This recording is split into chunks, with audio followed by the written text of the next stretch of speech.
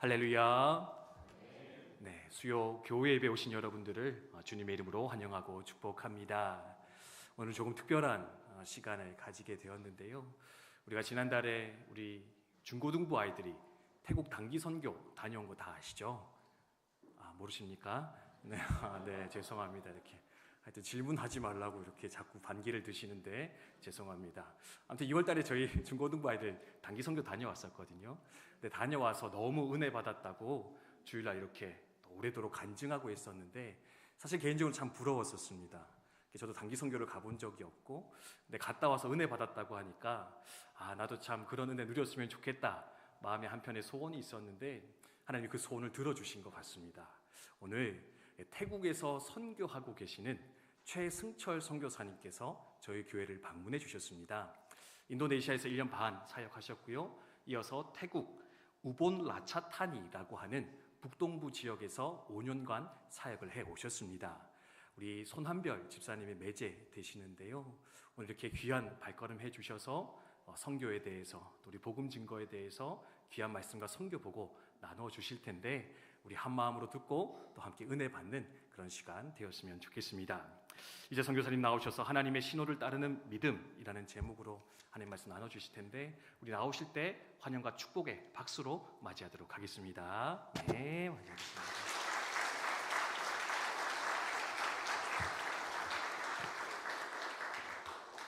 네, 감사합니다. 이렇게 환영해 주시고 반겨 주심에 너무나도 감사합니다. 제가 평생 살면서 정말 가장 평안을 느꼈던 그러한 교회가 바로 군교회였습니다. 군교회. 군복무 때 이제 교회만 가면 그렇게 좋더라고요. 막 울면서 찬양이 저절로 나오고 또 초코파이도 주고 남들은 초코파이 따라서 뭐 성당도 가고 법당도 가지만 저는 굳건히 교회만 꾸준히 나가고 출석했는데요. 이렇게 하나님께서 또 선교사로 귀하게 헌신할 수 있게 해주심을 정말로 감사드리고 있습니다. 오늘 이렇게 특별히 또 국방대학교 교회를 와서 이렇게 하나님의 말씀 나눌 수 있게 됨이 너무나 감격이고요. 네, 하나님께서 우리 여러분들에게 주시는 말씀 집중해 주시길 부탁드리겠습니다.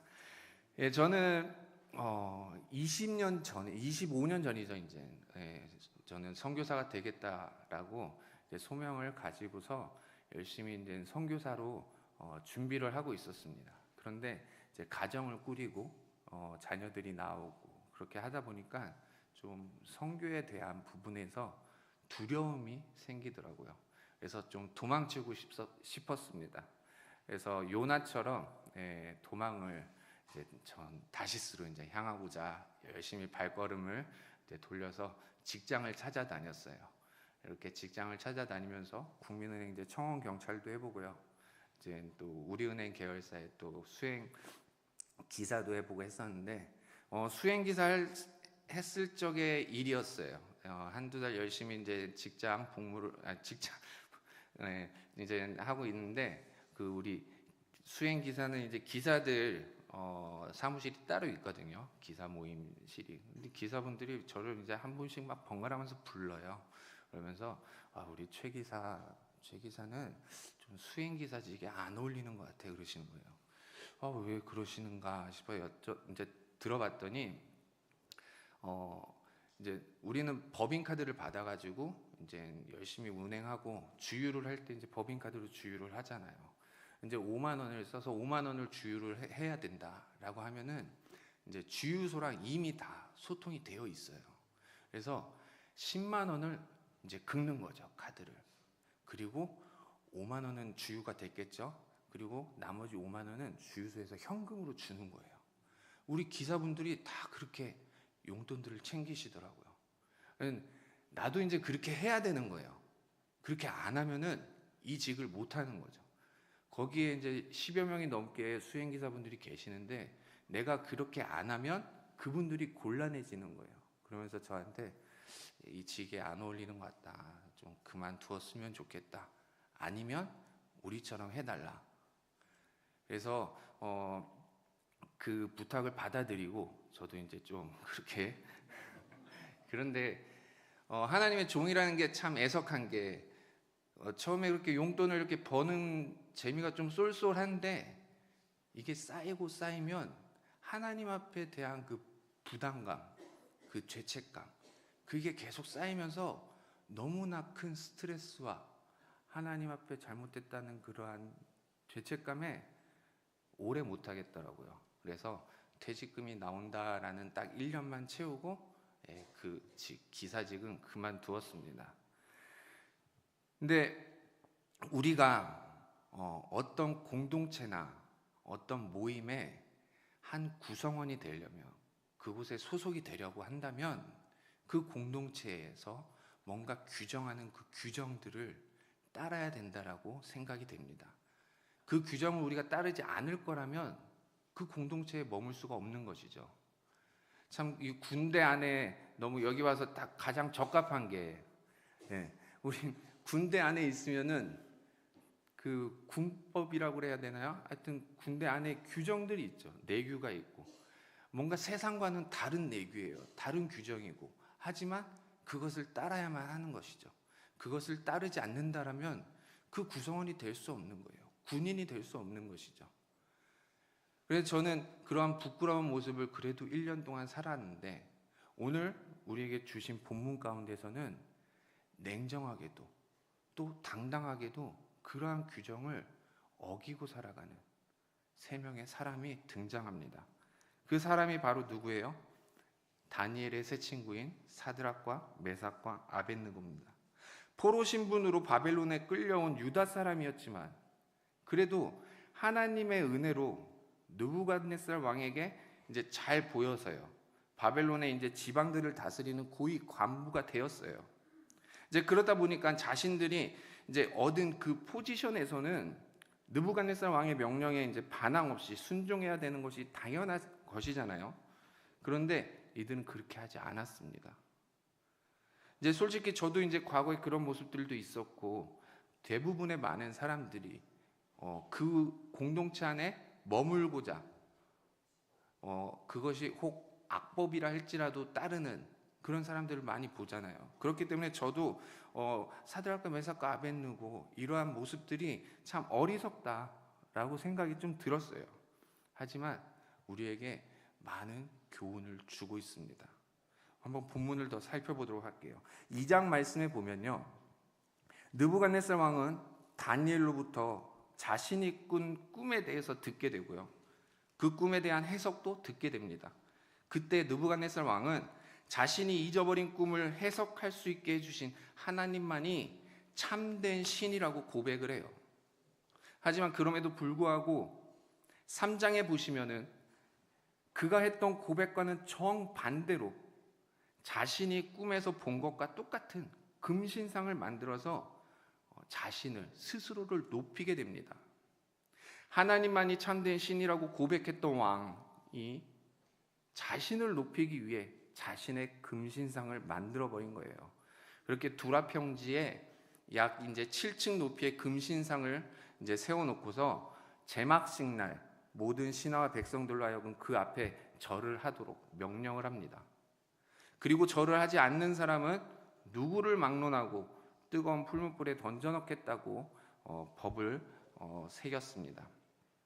이제 제막식 날이 왔어요. 온갖 악기 소리에 맞춰 모든 백성들이 금신상 앞에 절을 하는데 문제가 생겼어요.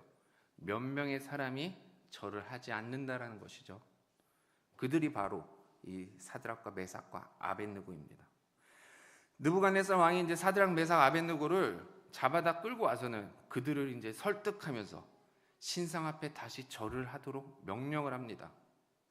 그렇게 하지 않으면 활활 타는 풀무불에 던져 넣을 것이고 어떠한 신도 너희들을 내 손에서 구원해 줄 수 없을 것이라고 조롱하면서 큰 소리로 이들에게 명령을 해요.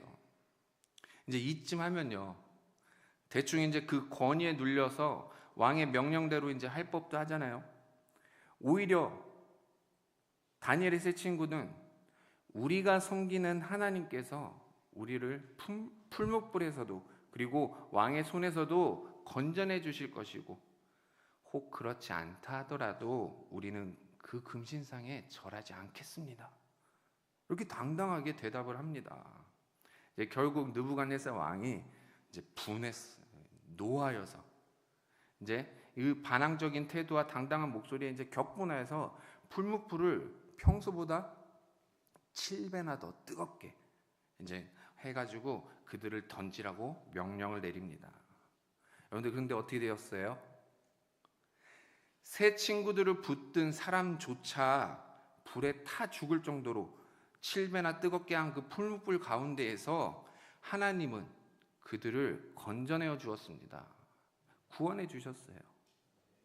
여러분, 이렇듯 하나님께서는 어떠한 상황 가운데에서도 구원의 손길을 펼쳐주시는 하나님만이 인정해 주시는 믿음, 그것이 그 기준이 있어요.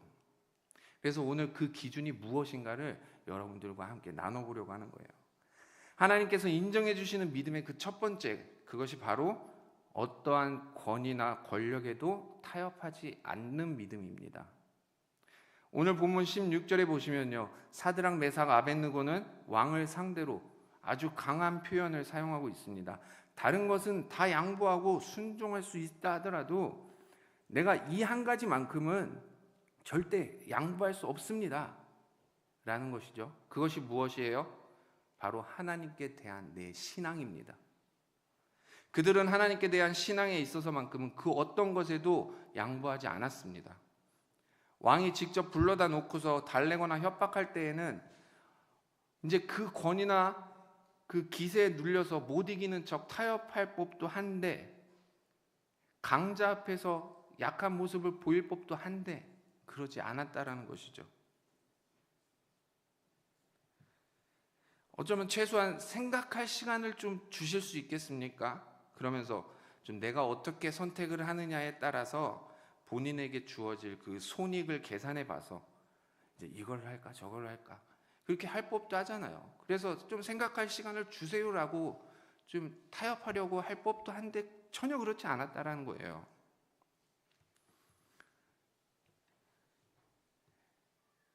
거기에 대해서는 왕이랄지라도 내가 더 이상 할 말이 없습니다. 단호하게 말했습니다. 목숨이 왔다 갔다 하는 상황에서 어떻게 그렇게 당당할 수 있었겠습니까? 그것은 바로 모든 상황을 믿음의 눈으로 바라보았기 때문이에요. 믿음의 눈으로 느부갓네살 왕보다 더 위에 계신 분, 만왕의 왕이신 하나님만을 바라보면서 당당하게 왕이시여 우리는 왕의 신상 앞에 절할 수 없습니다. 그리고 이 일과 관련해서는 왕에게 더 이상 내가 드릴 말씀이 없습니다 라고 할 수 있었던 겁니다.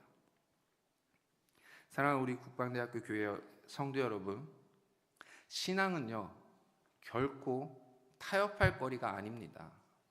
하나님에 대한 신앙만큼은 그 어떠한 것과도 타협해서는 안 돼요. 한번 타협하기 시작하면요, 사단은 그걸 빌미로 우리의 신앙을 여지없이 무너뜨리게 됩니다. 여러분들 스스로를 한번 돌아보시길 바라요.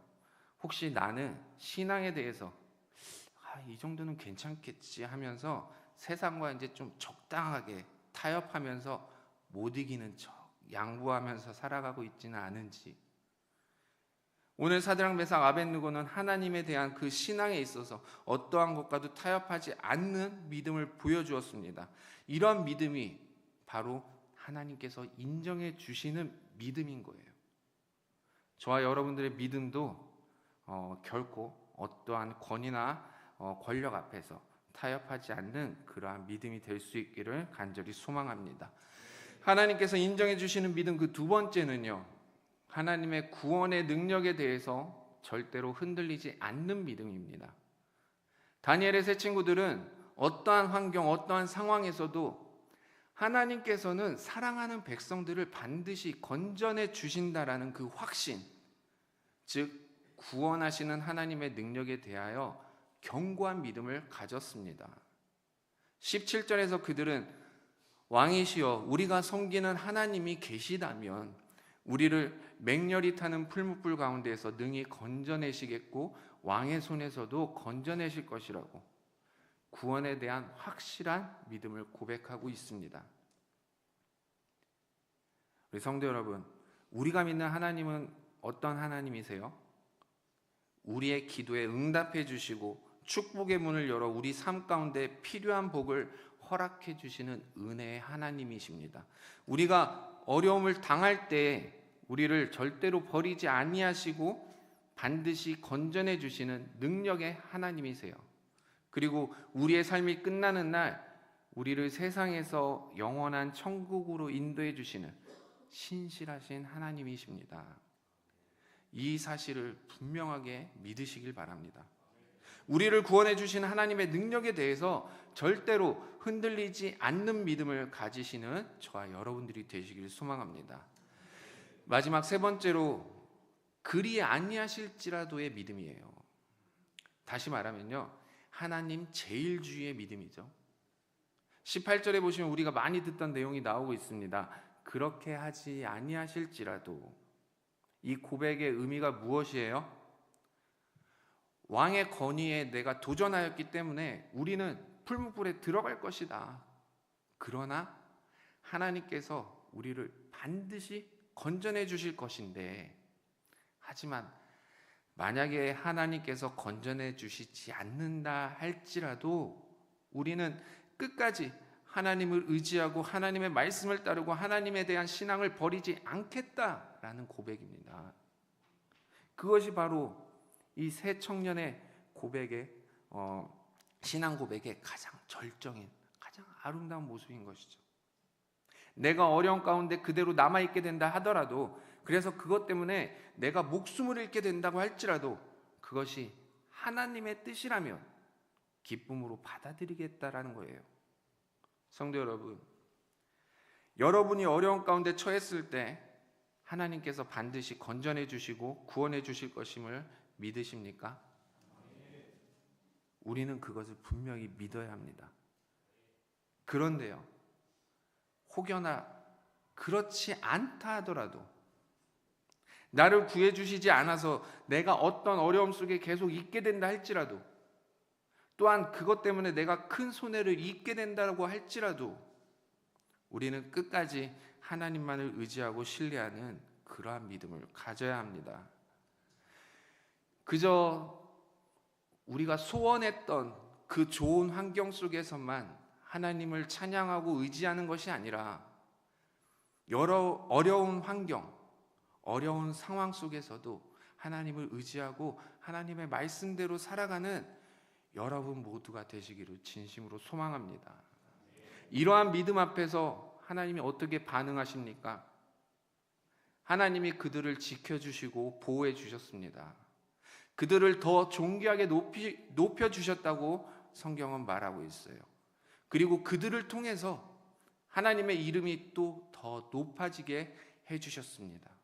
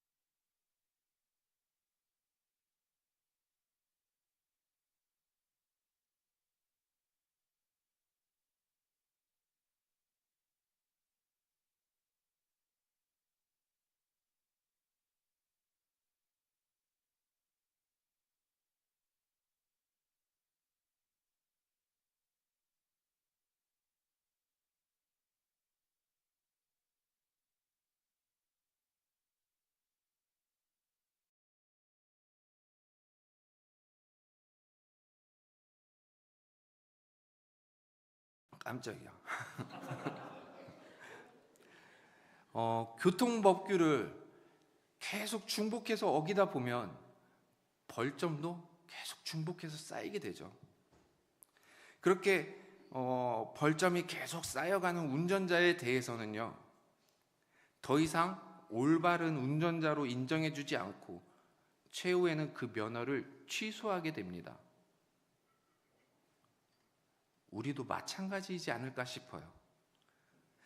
하나님의 백성된 우리가 하나님이 인정해 주시는 믿음을 가지고 살아야지만 하나님이 우리로 하여금 반드시 승리하는 삶을 주실 것인데, 하나님의 나라의 한 일원으로서 우리가 하나님께서 세우신 그 법규와 규정과 그 신호를 따르지 않고 살아간다고 한다면 벌점이 계속 쌓이겠죠. 어느 정도 누락이 되면 하나님 나라의 그 시민권을 잃게 될지도 모를까 싶습니다. 오늘 이 자리에 함께 계신 우리 모두는 세상의 어떠한 권위와 권력, 이익 앞에서도 결코 타협하지 않는 믿음, 그리고 하나님의 능력에 대해서는 절대로 흔들리지 않는 믿음, 마지막으로 우리가 소망하는 대로 되지 않는다 할지라도 하나님만을 따르는 믿음을, 그러한 믿음을 가지며 살아가는 저와 여러분들이 되시기를 간절히 소망합니다. 기도하겠습니다. 하나님 아버지, 감사합니다. 갈 길을 바로잡지 못하고 방황하는 저희들에게 귀한 말씀 주심을 감사합니다. 우리의 인생의 나침반이 되시고 방향 지시등이 되시며 신호등이 되시는 하나님의 뜻에 합당한 저희들이 되기를 소망합니다. 가라 하면 가고 멈추라 하면 멈추는 인생을 살게 하시고, 어떠한 이익 앞에서도 나태해지거나 타협하고자 하는 마음을 갖지 않게 하시며, 절대로 흔들리지 않는 믿음으로 오직 하나님만을 믿는 저희 국방대학교 교회의 모든 성도들이 되게 하여 주시옵소서. 그리하여 풀무불 가운데에서도 저희들을 구원하여 주시는 그 하나님의 은혜와 사랑을 경험하는 저희 모두가 되게 하여 주시옵소서. 감사하며 살아계신 예수님의 이름으로 기도드립니다. 아멘. 이 시간 우리 짧게 또 선교 보고를